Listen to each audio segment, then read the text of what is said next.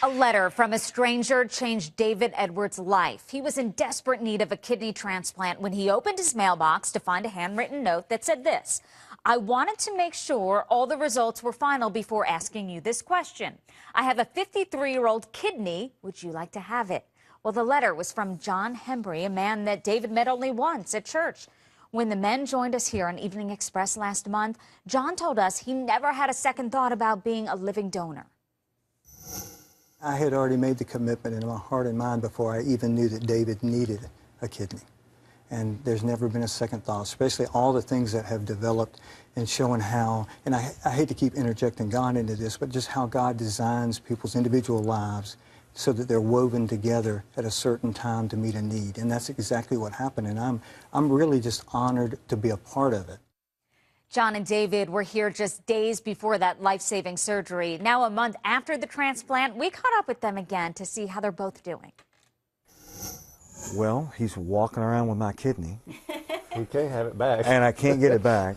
My life has changed in a manner that it's given me a new, even higher passion for hope, for giving people, just for giving, because there's so many people in life that truly, maybe they need a body part like a kidney, but what they truly need is hope that the next day will be better than the day that they're in.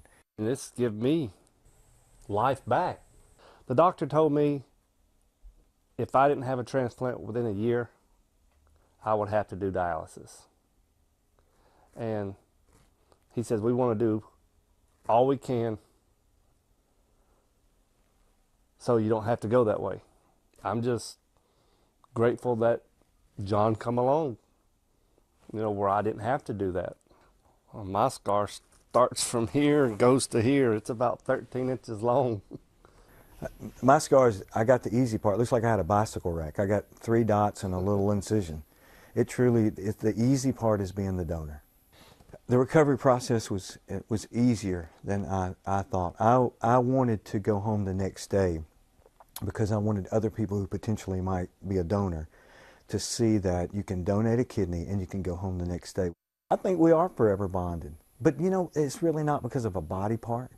It's because as people are, he and I have something in common now.